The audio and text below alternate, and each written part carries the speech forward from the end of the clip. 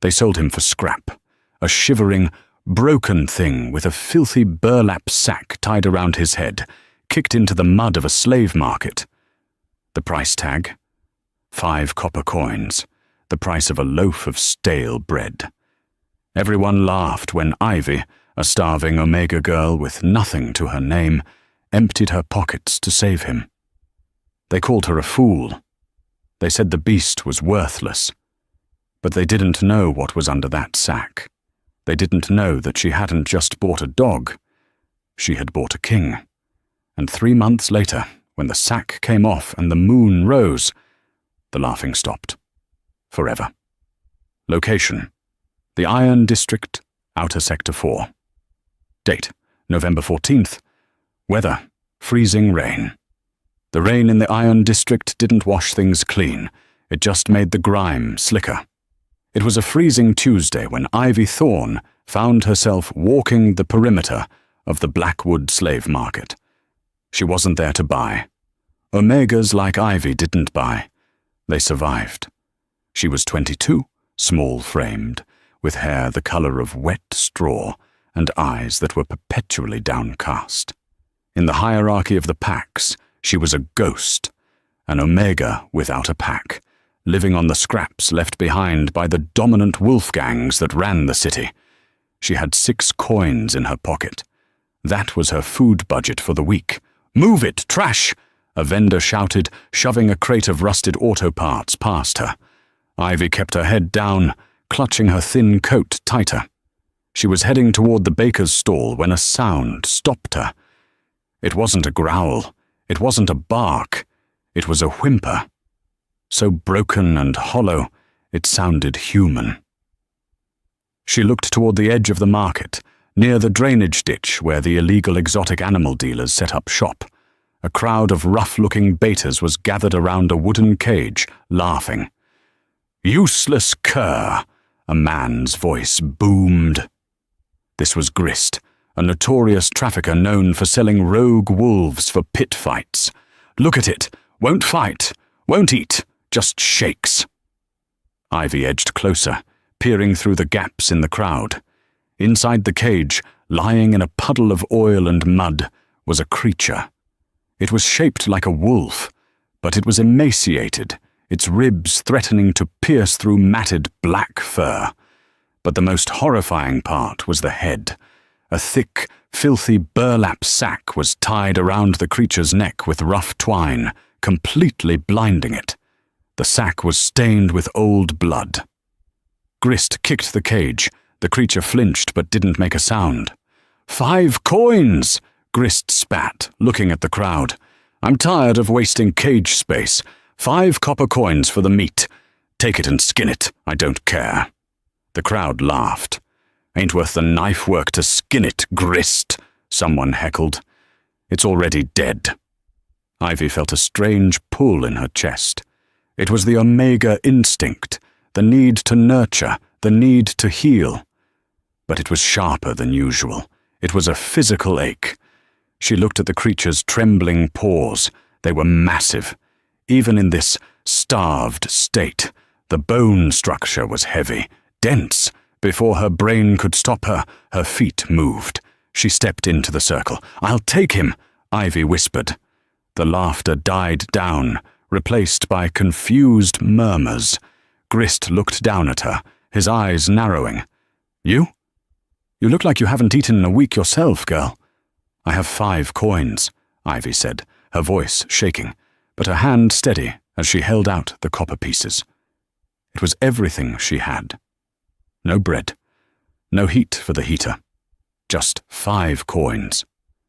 Grist snatched the coins from her palm with a sneer. "Sold. No refunds when it dies in the alley." He unlocked the cage and grabbed the creature by the scruff, dragging it out. The wolf collapsed into the mud. It was heavy, far heavier than it looked. "Get it out of here before I change my mind and turn it into glue," Grist barked. Ivy knelt in the mud. She didn't reach for the sack. She didn't try to pet him. She simply whispered, "I've got you. You're safe now." She wrapped her arms around the creature's heaving torso. It smelled of rot and iron. The wolf froze. For a second, the crowd went silent, waiting for the beast to snap her neck. But it didn't. It leaned into her, just a fraction. With a strength she didn't know she possessed, Ivy hauled the wolf up. He was dead weight, his legs dragging, the sack over his head bobbing with every step. She dragged him away from the market, away from the laughter, and toward the slums of Sector 4. She had paid 5 coins for a death sentence, or so she thought. She didn't know she was dragging a nuclear bomb into her living room. Location: Ivy's apartment, basement level. Time: 2 hours later. Getting him down the stairs was a nightmare. Ivy was sweating and covered in mud by the time she dragged the wolf onto the rug in her tiny, one-room apartment. It was a bleak place. Concrete walls, a single mattress, and a hot plate. But it was warm. The wolf lay panting on the rug. Now that they were under the harsh light of a single bulb, Ivy could see the extent of the damage. His fur was matted with tar. There were lash marks on his flanks. But the sack had to go. "I'm going to take this off," Ivy said softly. She moved slowly, grabbing a pair of kitchen shears. "Don't bite me, okay? I'm just helping."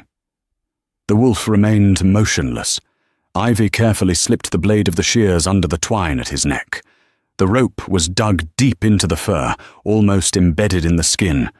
Whoever had put this on him never intended for it to come off. Snip. The twine gave way. Ivy gently peeled the burlap fabric away from his head. She gasped, dropping the shears.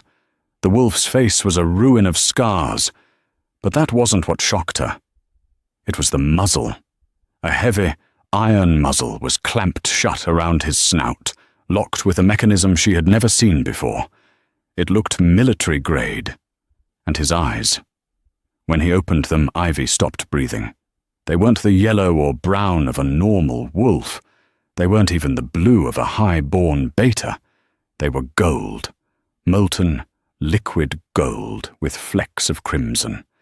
They were the eyes of an alpha, but not just any alpha. This was the gaze of a predator that had eaten other predators. He looked at her. For a long moment, the tiny Omega and the massive, broken wolf just stared at one another. "Who did this to you?" she whispered, reaching out a trembling hand. The wolf flinched, a low rumble vibrating in his chest. It wasn't aggression, it was a warning. "I am dangerous," it seemed to say. "I'm not afraid," Ivy lied. She touched his forehead. The heat coming off him was intense. He was burning up with fever. "I can't get the muzzle off," she said, examining the lock. "I don't have the key, but I can make you soup. You can lap the broth through the sides." That night, Ivy didn't sleep. She spent 6 hours cleaning his wounds with warm water and rags. She fed him broth with a spoon, trickling it through the gaps in the iron muzzle. Every time she touched him, she felt a static shock, a buzz of electricity that made her hairs stand on end. She named him Silas. It meant forest or woods. It felt right. He felt like something wild that had been caged. By morning, the fever had broken. Ivy fell asleep on the floor next to him, her hand resting on his massive paw. When she woke up, she found herself covered with a blanket she hadn't been using. She sat up, blinking. Silas was watching her from the corner of the room. He hadn't shifted into human form. He seemed stuck in his wolf skin. But his eyes were clear. And for the first time, the golden gaze wasn't filled with pain. It was filled with calculation. He had watched her sleep. He had covered her. Ivy smiled, a weak, tired smile. "Morning, Silas." He chuffed, a sound that sounded suspiciously like a greeting. But Ivy didn't notice the shadow outside her basement window. She didn't notice the man in the dark trench coat, watching from the street, speaking into a radio. "Subject located," the man whispered. "The Omega has the asset. Initiate Phase 2. Timeline: Month 2. Status: the secret is getting too big to hide. The change happened fast. Too fast.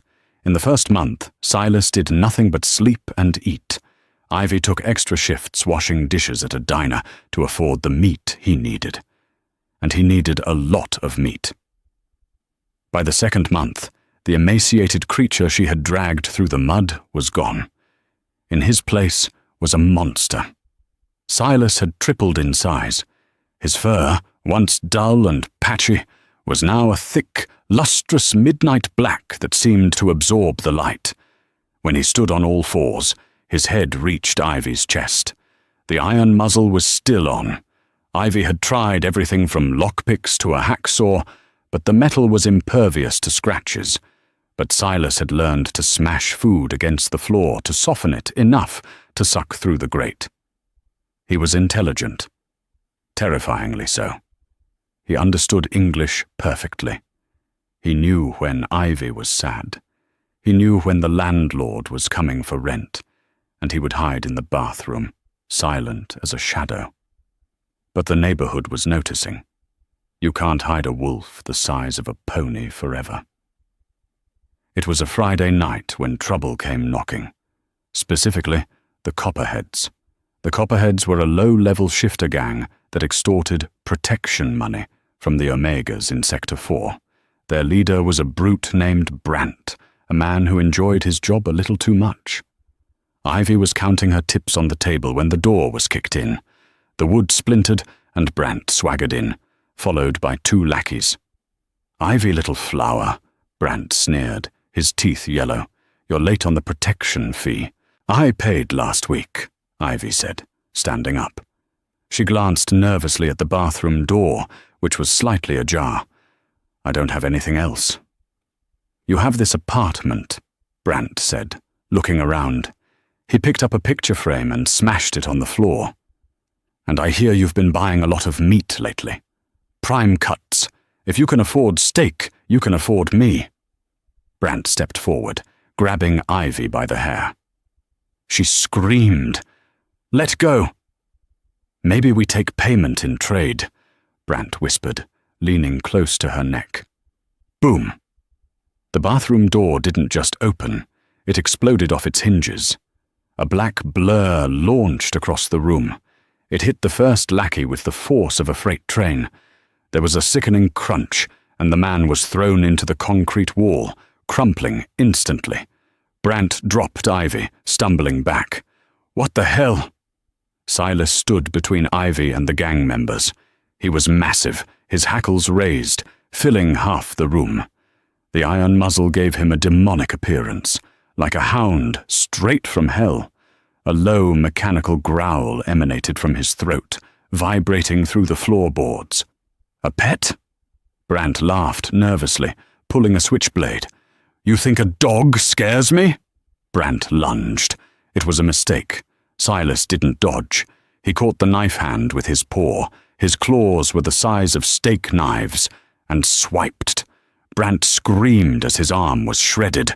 Silas didn't stop. He pinned Brant to the floor, his massive weight crushing the air out of the gang leader. The iron muzzle slammed into Brant's face, breaking his nose with a wet crunch. The remaining lackey scrambled out the door, terrified. Silas stood over Brant, his golden eyes burning. He looked back at Ivy. He was waiting for a command. "Kill him?" the eyes asked. "Do I end him?" Ivy was shaking, pressed against the wall. She saw the violence, but she also saw the absolute, unwavering loyalty. He wasn't a monster. He was her monster. "Let him go, Silas," Ivy whispered. "Let him go." Silas snorted, stepping off Brant. The gang leader scrambled backward, bleeding and terrified, and ran out into the night. Ivy collapsed to her knees. Silas was there instantly, nuzzling her face with his iron-clad snout, making soft whining noises. He checked her for injuries, licking the spot where Brant had pulled her hair.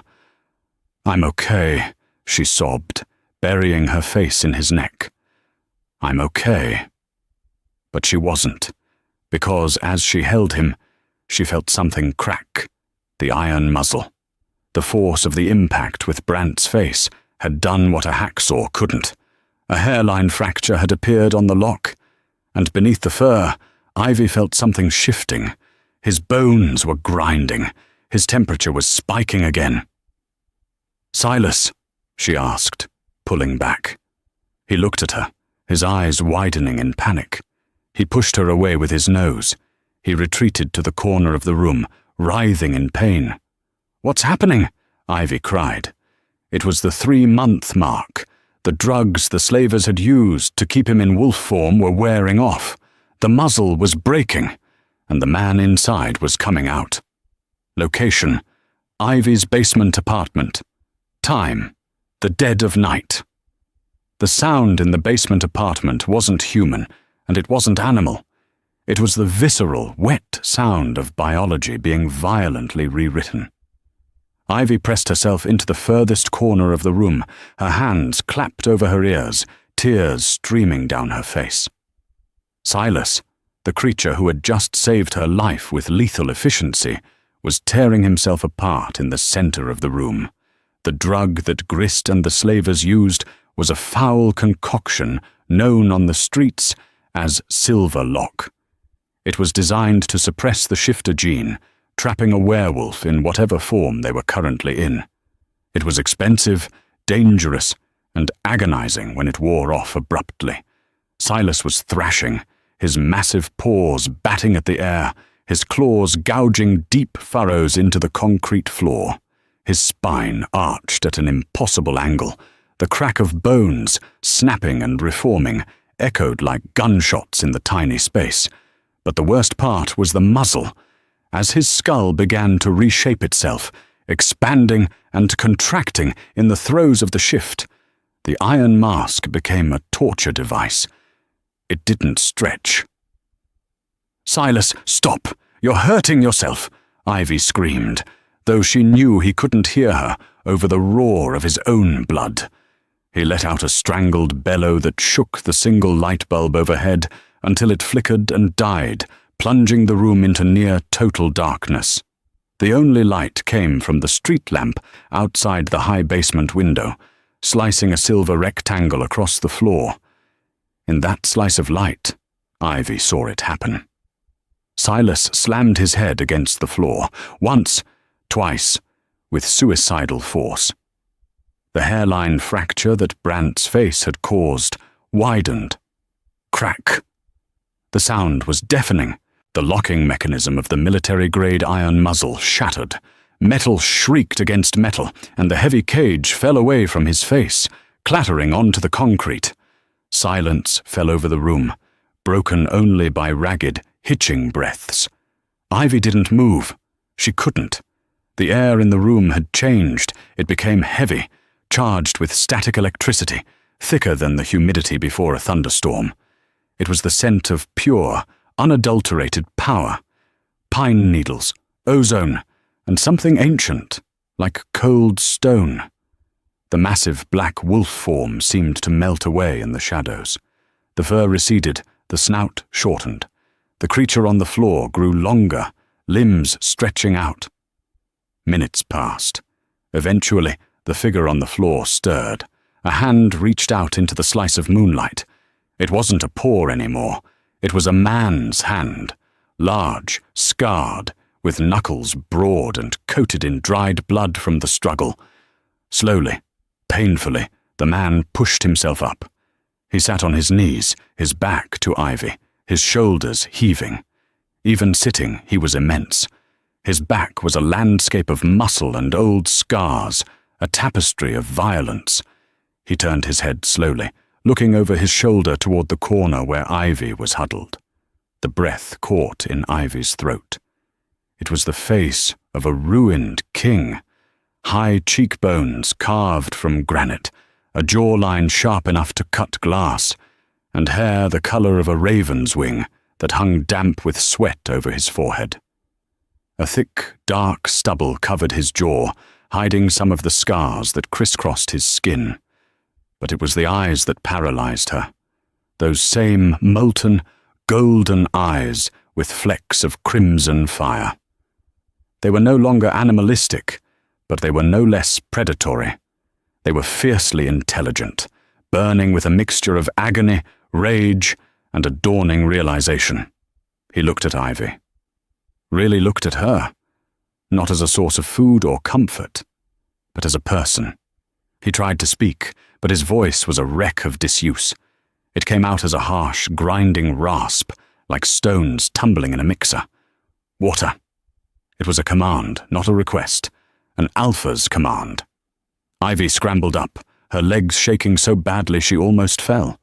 She grabbed a tin mug, filled it from the tap with trembling hands, and approached him slowly, like one might approach an unexploded bomb. She held the mug out. He didn't take it immediately. He looked at her small hand, then up at her face. The intensity of his gaze made her want to drop to her knees in submission.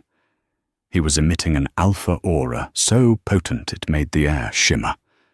He took the mug, his large fingers brushing hers. The jolt of electricity was stronger now, a physical snap that made her gasp. He drained the mug in one gulp and dropped it.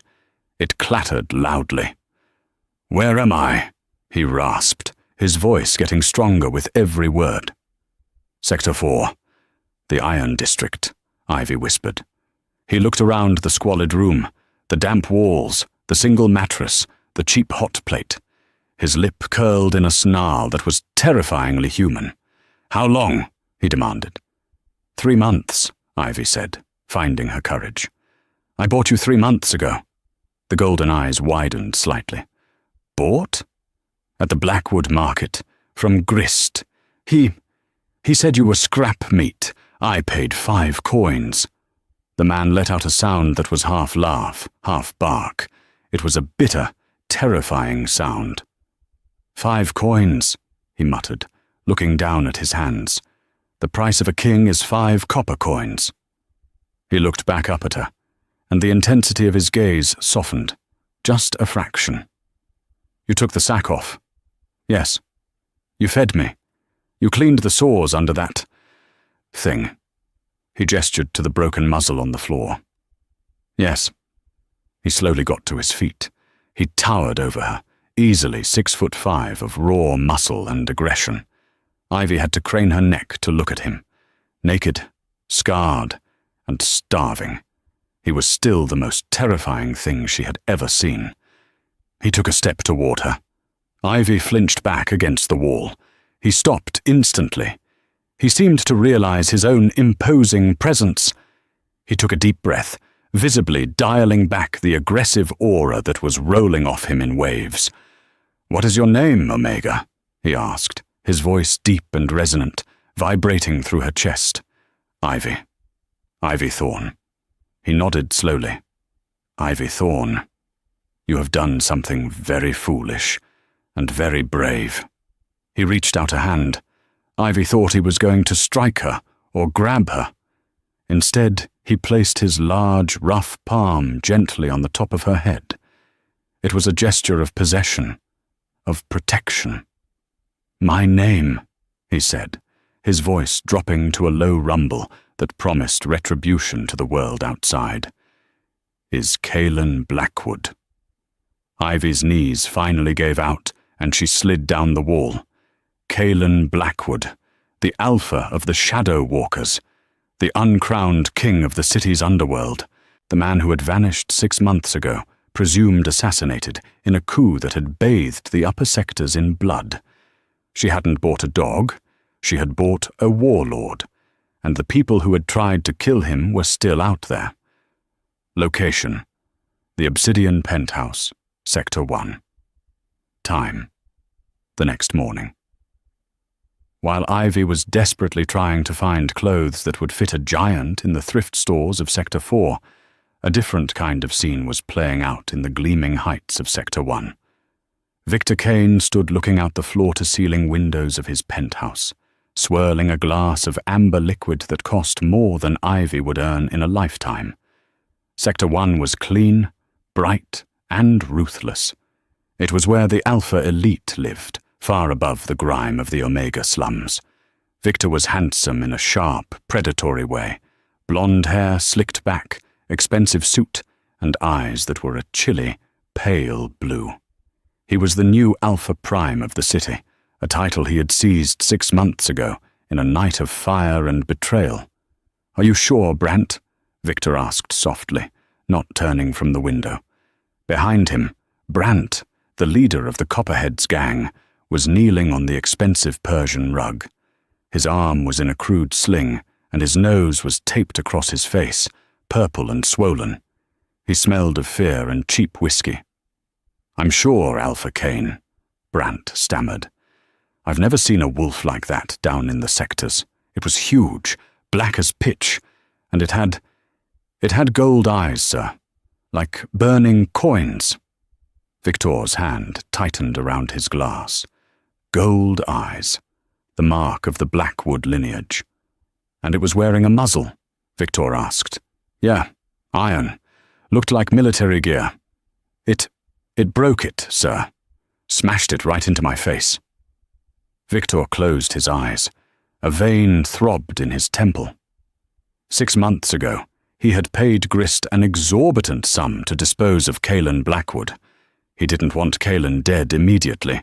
That was too easy. He wanted him humiliated, broken, sold as a pit fighter to be torn apart by lesser wolves. He wanted the great Alpha Prime reduced to meat. Grist had sworn the silver lock drug would keep Kalen trapped forever. He had sworn the muzzle was unbreakable. "Grist is a liar and an incompetent fool," Victor whispered. He turned from the window, his pale eyes icy. "The wolf didn't kill you? Why?" Brant swallowed hard. "The girl, sir. The little Omega trash. She told it to stop. And it did. Just like a trained pup." Victor paused. That was interesting. Kalen Blackwood, the most dominant, uncontrollable alpha in a generation, taking orders from a slum Omega? Victor walked over to his desk and pressed a button on the intercom. "Send in Commander Rorick." Moments later, a man in black tactical gear entered the room. This was Rorick, head of Victor's elite Iron Guard. "Grist is dead," Victor said calmly to Rorick. "He just doesn't know it yet. Have a team pick him up. I want to know exactly where he sold the asset 6 months ago." "Yes, Alpha." "And Rorick?" Victor nodded toward Brant, who was cowering on the floor. "Take this trash down to Sector 4. He's going to show you exactly where that basement apartment is. I want the wolf, and I want the girl who thinks she owns him." Victor smiled, a chilling, humorless expression. "It seems Kalen Blackwood has risen from the grave. Let's make sure we put him back in it. Permanently this time." Location: Ivy's basement apartment. Time: midday. Kalen was sitting on Ivy's mattress, wearing a pair of oversized sweatpants and a stretched-out t-shirt Ivy had begged from a neighbor. They looked ridiculously small on him, straining at the shoulders and thighs. The apartment felt microscopic with him in it. He seemed to occupy all the available space. He had spent the last hour just sitting, breathing, testing the limbs that hadn't been his for half a year. Ivy sat on the floor, watching him from a safe distance. She had told him everything: the market, the copper coins, the months of feeding him soup through the iron grate. He listened in silence, his expression unreadable stone. When she finished, he looked at her. "Why?" he asked again. "Why waste 5 coins on a dying animal when you were starving?" Ivy picked at a loose thread on her jeans. "I don't know. When I saw you in that cage, you looked so lonely and angry. I guess I know what it feels like to be kicked when you're down." Kalen grunted. He reached up and touched his jaw, feeling the thick stubble. "You have no idea who I am, do you?" "Not really." "I know the stories," Ivy said quietly. "They say you ran the city. They say you were fair, but ruthless. And then one day there were fires in Sector 1, and Victor Kane declared you were a traitor who fled." "Victor!" Kalen spat the name like poison. "My second in command. My brother. He didn't just take my territory, Ivy. He drugged my wine, chained me like a dog, and sold me to the lowest slaver he could find because he didn't have the guts to kill me himself. The rage radiated off him, heating the room. He put that muzzle on me. It wasn't just iron. It was lined with wolfsbane and silver. Every breath was fire. It cut me off from my wolf, from my power. I was trapped inside my own mind, watching through that burlap sack, unable to move, unable to speak. He leaned forward, his golden eyes locking onto hers. Until you. You cut the sack. The moment you did that, the silver stopped touching my skin. The fog started to lift. It took 3 months for my body to fight past the drugs, but you gave me the window. He suddenly slid off the mattress onto the floor, moving with a predator's grace despite his stiffness. He knelt before her. It was a shocking sight, one of the most powerful alphas in existence, kneeling before a penniless omega. He took her small, rough hands in his massive ones. "You bought a monster for 5 coins, Ivythorn," he growled softly. "And now, that monster belongs to you. I owe you a life debt. By the old laws of the pack, I am yours to command, until that debt is repaid." Ivy's heart hammered against her ribs. "I don't want to command you, Kaelin. I just want you to be free." "Freedom is something we are going to have to take," he said, his eyes darkening. "Because Victor knows I'm alive now. That gang leader ran straight to him. They will be coming here." He stood up, pulling her up with him as if she weighed nothing. "We have to run. Now." As if on cue, the sound of heavy boots echoed in the hallway outside the basement door. Lots of boots. "Open up!" a voice roared. "Iron Guard, by order of Alpha Kane!" Kaelin looked at the flimsy wooden door, then back at Ivy. A terrifying wolfish grin spread across his scarred face. "Stay behind me, little flower," he said, his voice dropping into the alpha growl that had terrified the market months ago. "It's time for the king to introduce himself to his subjects." The door splintered inward. Location: the tunnels beneath Sector 4. Time: 1 p.m., immediately following the breach. The door to the apartment didn't just open, it disintegrated. Wood splinters turned into shrapnel as the lead Iron Guard, a massive beta in tactical armor, kicked his way through. "Target sighted," the guard shouted, raising a tranquilizer rifle. "Drop to the—" He never finished the sentence. Kaelin Blackwood moved with a speed that defied physics for a man who had been atrophied for months. He didn't have his wolf form yet. The drugs were still flushing out of his system. But he had the combat instincts of a warlord. Kaelin launched himself low. He didn't go for the gun. He went for the knees. A sickening crunch echoed through the small room as Kaelin's shoulder slammed into the guard's joint. The man screamed, crumpling. Kaelin snatched the rifle from the falling man's hands, spun on his heel, and swung the heavy stock into the face of the second guard entering the doorway. Crack! "Ivy, the window!" Kaelin roared, tossing the broken rifle aside. Ivy was frozen for a split second. The violence was a blur of motion. 3 more guards were pouring into the narrow hallway. Rorik, the commander, was barking orders from the back.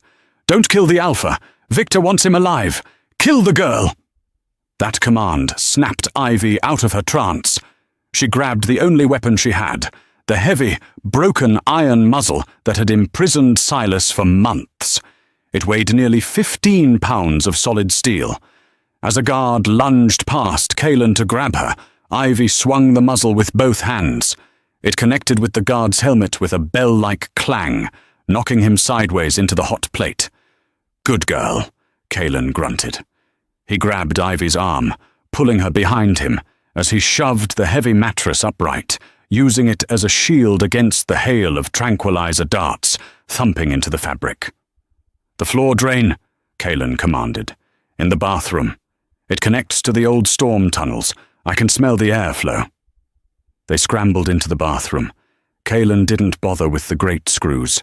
He hooked his fingers into the iron mesh and ripped it out of the concrete with a roar of effort, veins bulging in his neck. Below, a dark, damp hole dropped into blackness. "Jump!" he ordered. "It's too dark," Ivy cried. "I will catch you. Jump!" Ivy closed her eyes and dropped. She fell 6 feet, landing in freezing, ankle-deep water. A second later, Kalen landed beside her with a heavy splash. Above them, flashlights beamed down through the hole, and gunfire chipped the concrete edge. "Move," Kalen whispered, his voice echoing in the tunnel. He took her hand, and for the next hour, they ran. Kalen navigated the pitch-black maze of the Sector 4 sewers by scent and sound alone. Ivy stumbled, gasping for air, her lungs burning, but Kalen's grip never wavered. He was an anchor in the dark. They finally collapsed in a dry maintenance alcove, miles away from the apartment, beneath the industrial district. Ivy sat against the damp brick wall, shivering violently. Kalen paced the small space, his golden eyes glowing faintly in the gloom. He looked like a caged tiger, vibrating with adrenaline. "They will lock down the sectors," Kalen said, his voice rough. "Victor is terrified. He knows that if I survive the next 24 hours, his reign is over." He stopped pacing and looked at Ivy. She was covered in sewer muck, her hair plastered to her face, her cheap shoes ruined. She looked small, fragile, and utterly exhausted. Kalen dropped to his knees in front of her. The anger vanished from his face, replaced by a look of intense, pained adoration.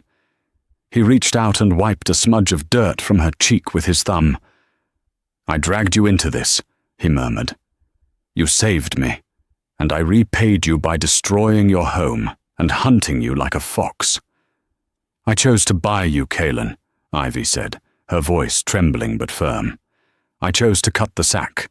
I'm not a victim here." Kalen stared at her. "Do you know why I didn't go mad?" he asked softly. "In the dark? With the muzzle? For 6 months, I was slipping away. The wolf wanted to die. But then I heard your voice, in the market. You said, 'I've got you.'" He leaned in, his forehead resting against hers. His skin was burning hot. "The Omega instinct is to nurture. But you, Ivy, you have the heart of a queen, and my wolf knows it." He pulled back slightly, his golden eyes searching hers. "When I regain my full strength, when the moon rises tomorrow, I am going to take back my city, and when I do, I will not rule alone. I will not be the lonely monster in the cage anymore." Ivy's breath hitched. "What are you saying?" "I am saying," Kalen growled possessively, "that I was sold for 5 coins. That is the debt, and I intend to pay it by giving you the world." He stood up, pulling her to her feet. "But first we need an army." "Where do we get an army in a sewer?" Ivy asked. Kalen smiled, a true, dangerous smile. "We don't need a new army. We need the old one, the ones Victor thought he killed. We go to the scrapyard." Location: the Obsidian Tower, Sector 1. Date: the night of the blood moon. Atmosphere: electric with impending violence. The Obsidian Tower stood like a black shard of glass, piercing the heart of the city. It was a monument to excess, a monolithic structure that looked down upon the starving slums of Sector 4 with cold indifference. Tonight, the full moon hung above it, swollen and tinged with a rusty red hue, a blood moon. In the old wolf tales, this was an omen. It signified the death of a false king and the rise of a true one. Victor Kane stood on the expansive marble balcony of the penthouse suite, 80 floors above the ground. The wind whipped at his expensive Italian suit, but he didn't feel the cold. He felt only the gnawing, icy pit of paranoia in his stomach. He held a crystal flute of vintage champagne, but his hand trembled, sending ripples through the golden liquid. Below him, In the vast concrete plaza of the stronghold, 300 members of the city's elite pack were gathered. They were the sycophants, the traitors, and the ambitious betas who had sold their loyalty for a taste of power. Victor tapped the microphone stand. The feedback whine silenced the murmuring crowd below. "Brothers! Sisters!" Victor's voice boomed through the high-fidelity speakers, echoing off the surrounding skyscrapers. "Tonight, we stand under the blood moon, not in fear, but in triumph. The rumors you have heard, the whispers of a ghost in the sewers, are lies. Calen Blackwood is dead. He died a dog's death in the mud 6 months ago." He paused, scanning the faces below. He needed them to believe it. If they believed it, maybe he could believe it too. "The creature running through the tunnels is nothing more than a feral beast," Victor lied, his voice rising in pitch. "A rogue who has bewitched a beggar girl. Tonight, my iron guard will flush them out. We will mount his head on these gates, and we will finally purify this city of the Blackwood stain." The crowd cheered, but the sound was thin, lacking the guttural roar of true loyalty. They cheered because they were afraid. And then the ground shook. It started as a vibration in the soles of their feet, a rhythmic thrumming that rattled the champagne glass in Victor's hand. The water in the ornamental fountain in the plaza began to ripple. Thump, thump, thump. It wasn't an earthquake. It was the synchronized march of heavy machinery. Victor gripped the balcony railing, his knuckles turning white. "What is that?" At the far end of the plaza, the massive, reinforced steel gates, designed to withstand a tank assault, groaned. The metal shrieked in protest. Boom! The gates buckled inward. The crowd below screamed and scrambled back. Boom! With a final, ear-splitting tear of metal, the gates were ripped from their hinges and sent flying into the courtyard. Through the cloud of dust and twisted iron, a monstrosity emerged. It was a bulldozer from the heavy industrial sector, but it had been transformed into a war machine. Sheets of scrap metal had been welded to its sides as armor. The scoop had been sharpened into a jagged row of steel teeth, and behind it came the army. They didn't look like the polished, well-fed wolves of Sector 1. These were the ghosts, wolves with missing ears, scarred flanks, and matted fur. They were the Omegas, the forgotten, the laborers from the scrapyards and the sewers. They carried crowbars, chains, and makeshift spears. There were hundreds of them, a tide of the downtrodden, surging into the plaza. Perched atop the roof of the armored bulldozer, silhouetted against the massive red moon, stood 2 figures. Calen Blackwood looked like a deity of vengeance carved from shadow. He had shed the rags of the sewer. He wore tactical combat trousers and heavy boots, his chest bare to the freezing wind, revealing the tapestry of scars that told the story of his survival. His golden eyes burned with a luminosity that seemed to rival the floodlights. Beside him stood Ivy, the 5-coin girl. She wore a heavy leather trench coat that was too big for her, cinched at the waist. In her hand she didn't hold a weapon. She held a flag, a strip of black cloth, the old banner of House Blackwood, which she had stitched together herself in the tunnels. Victor froze. Seeing Calen was terrifying enough, but seeing the Omega girl standing next to him, looking not at the ground, but directly up at the penthouse, that was worse. It defied the natural order. Calen didn't need a microphone. He filled his lungs, and his voice, amplified by alpha power, rolled over the plaza like thunder. "Victor Kane!" The name hit the building like a physical blow. "You stole my seat!" Calen roared. "You stole my name, but you could not steal my pack!" Calen pointed down at the confused, terrified elite guard in the plaza. "Stand down! I am here for the usurper. Any wolf who stands in my way bleeds tonight. Any wolf who kneels lives." It was a gamble. But Kalen knew the hearts of wolves. They respected strength, and they despised cowardice. "Kill him!" Victor shrieked from the balcony, his composure shattering. "Kill the stray! Fire! Fire everything!" The commander of the Iron Guard, Rorik, hesitated. He looked at the massive army of angry workers, then up at Kalen. But loyalty, or perhaps the fear of Victor's wrath, won out. Rorik raised his assault rifle. "Open fire!" Bullets pinged off the bulldozer's makeshift armor.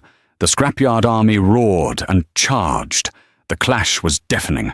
The sound of steel on steel, the wet thud of bodies colliding, and the primal howls of shifting wolves. Kalen didn't wait. He looked at Ivy. "Stay with the vehicle," he commanded, his voice rough with the encroaching shift. "Do not leave the armor." "Go!" Ivy shouted over the din of battle. She grabbed his face for a split second, her small hands against his rough jaw. "Bring me his crown."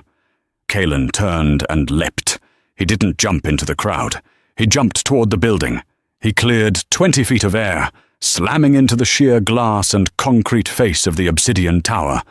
As he hit the wall, the change took him. It was violent and instantaneous. There was a sound like a cracking whip as his bones rearranged. His skin rippled, and midnight black fur exploded from his pores.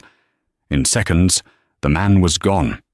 In his place clung a beast of nightmare proportions, the midnight wolf. He was massive, easily the size of a grizzly bear, with claws as long and sharp as sickles. He dug those claws into the concrete, gouging deep holes to find purchase. He began to climb. Victor watched in horror as the black shape ascended the vertical wall, defying gravity, moving with the speed of a spider. Glass shattered as Kalen's claws found grip on the window frames. He was coming straight for the penthouse. "Stop him!" Victor screamed, backing away from the balcony edge. He fumbled inside his jacket and pulled out a heavy, custom-made revolver. The cylinder was loaded with hollow-point bullets, dipped in concentrated liquid silver. Kalen crested the railing. He didn't just climb over. He vaulted, landing on the marble floor of the balcony with a heavy, wet thud that cracked the stone. He rose to his full height, his hackles raised, a ridge of black fur standing straight up along his spine. His muzzle was pulled back in a snarl that revealed teeth capable of shearing through bone, but it was the eyes that froze Victor's soul. Gold, molten, burning, intelligent gold. "Back!" Victor screamed, aiming the gun. Bang! The silver bullet hit Kalen in the left shoulder. Smoke hissed instantly as the silver burned into the magical flesh. Kalen flinched, a low growl rumbling deep in his chest. But he didn't stop. He didn't even slow down. Bang! Bang! 2 more shots. One grazed his ear. Another embedded itself in his thick chest fur. The pain must have been excruciating, like branding irons, but Kalen's adrenaline was a tidal wave. He lunged. Victor tried to fire a 4th shot, but Kalen's paw, a massive thing, heavy as a sledgehammer, swatted the gun from his hand. The weapon spun across the balcony and over the edge, plummeting 80 floors down. Victor scrambled backward, crashing into a glass table, shattering it. He was cornered. With a desperate wail, Victor forced his own shift. His clothes tore as he transformed into a grey wolf. But the difference was pathetic. Victor was a civilized wolf, soft from years of luxury and scheming. He was lean, wiry, and terrified. Compared to the battle-hardened, sewer-dwelling behemoth that was Kalen, he looked like a coyote facing a dragon. Victor snapped his jaws, trying to bluff, trying to show dominance. Kalen didn't bother snapping. He simply opened his massive jaws and roared, a sound so loud it vibrated the glass windows of the penthouse until they spiderwebbed. Then Kalen struck. He pinned Victor to the floor with one paw, the weight crushing the breath out of the smaller wolf. Victor yelped, scrabbling his claws uselessly against the marble. Kalen lowered his head. His massive jaws hovered over Victor's exposed throat. The carotid artery pulsed beneath the grey fur. One bite! That was all it would take. One bite to end the coup, to end the betrayal, to end the misery of the last 6 months. The red haze of the blood moon urged him to do it. Kill him, the instinct whispered. Tear him apart. But then, a sound cut through the rage. The elevator doors on the far side of the penthouse chimed. Kalen froze, his teeth grazing Victor's fur. He turned his massive head. The elevator doors slid open. 2 scrapyard wolves, covered in grime and blood, stepped out, weapons raised, and between them walked Ivy.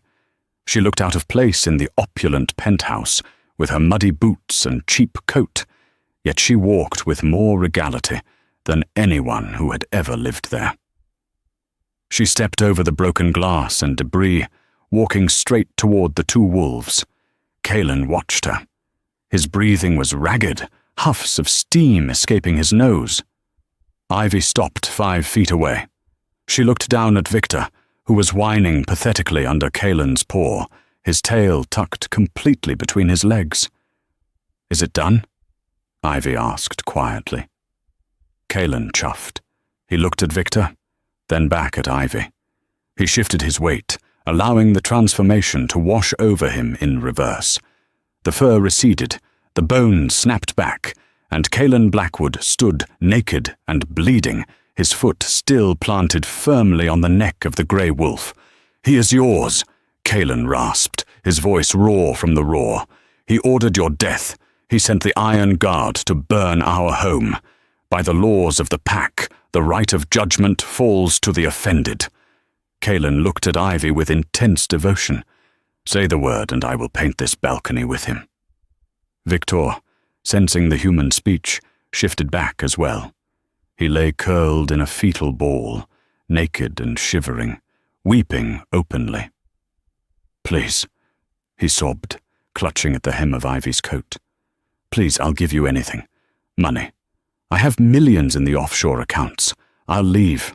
I'll never come back. Just don't let him kill me." Ivy looked down at the man who had called her trash in the market. The man who represented everything wrong with their world. The greed, the cruelty, the belief that power meant crushing the weak. She could kill him.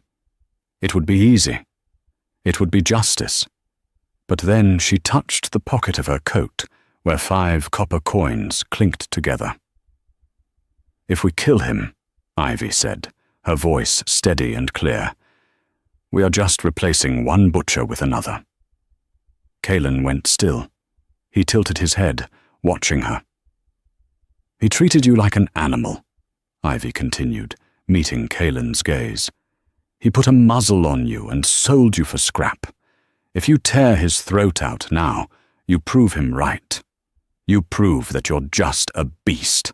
She looked down at Victor with cold, piercing eyes. "But you're not a beast, Kalen. You're a king." Ivy stepped closer to Victor, who flinched. "Get up," she commanded. Victor scrambled to his knees, shaking violently. "You are exiled," Ivy pronounced, her voice ringing with a strange, newfound authority. "You will be stripped of your name. You will be stripped of your wealth. You will be taken to the outlands, beyond the city walls, and you will be left there." Victor's eyes widened. The outlands were a frozen wasteland. Survival there was nearly impossible alone. "Death would be quick," Ivy whispered, leaning down so only Victor could hear. "But out there, in the cold, you will have a long time to think about the Omega girl you laughed at. You will remember that you sold a king for 5 coins, and it cost you everything." She straightened up and looked at Kalen. "Let him go." Kalen stared at her for a long, heavy second. Then a slow, proud smile spread across his bloodied face. He stepped back, removing his foot from Victor. "Get him out of my sight," Kalen barked to the scrapyard wolves by the elevator. before I change my mind." As Victor was dragged away, weeping and broken, Kaelin turned to Ivy. The adrenaline was fading, and the wounds from the silver bullets were beginning to bleed freely. He swayed slightly. Ivy was there instantly, wrapping her arms around his waist to steady him. "You're hurt," she said, examining the burns on his shoulder. "I don't feel it," Kaelin murmured, resting his forehead against hers. "I only feel you." He walked her to the balcony edge. Below, the fighting had stopped. The plaza was silent. Thousands of eyes looked up at the obsidian tower, waiting for a sign. Kaelin took Ivy's hand and raised it high in the air, silhouetted against the massive blood moon. "The usurper is gone!" Kaelin roared to the city. "Long live the pack!" A cheer erupted from the ground that shook the very foundations of the tower. It was a sound of liberation. The winter snow had blanketed Sector 4, turning the grit and grime into a landscape of soft white. But the sector was different now. There were no more starving children in the alleys. The Blackwood funds, once hoarded in the tower, were now flowing into the streets. Ivy sat on the windowsill of the master bedroom in the restored Blackwood estate. It was a far cry from the basement apartment. The room was warm, smelling of cedar and jasmine. She was staring at the garden below, where a massive black wolf was playing in the snow with a group of omega pups. Kaelin. He ran with them, gentle despite his size, letting them tackle him and chew on his ears. He was no longer the monster in the cage. He was whole. The bedroom door opened, and Kaelin walked in. He had shifted back and dressed in a simple wool sweater and jeans. He looked younger, the hardness around his eyes softened by months of peace. He walked over to Ivy and handed her a small, black velvet box. "What is this?" Ivy asked, smiling. "It's not my birthday. It's the anniversary," Kaelin said seriously. "Of what? The battle was 3 months ago." "No." Kaelin sat beside her, taking her hand. 6 months ago today. It was a Tuesday, freezing rain. You walked past the baker's stall and you stopped at Grist's cage." Ivy's breath hitched. She remembered the smell of the mud, the hopelessness. Kaelin opened the box. Inside, resting on a bed of white silk, was a necklace. But there were no diamonds, no rubies. Strung on a delicate chain of white gold were 5 simple, battered copper coins. They were polished to a shine, but they still bore the scratches and dents of the currency used by the poor. "I kept them," Kaelin whispered. "Grist had them in his pocket when we found him. I took them back."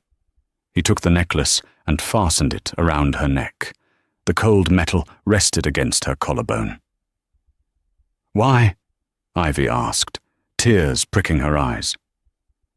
"Because they are the most valuable thing in this kingdom," Kaelin said, his voice thick with emotion. He leaned in, brushing a stray lock of hair from her face. "Everyone saw a monster. Everyone saw scrap meat. You saw a soul." He kissed her forehead, then her lips. "You paid 5 coins for me, Ivy Thorne," he murmured against her mouth.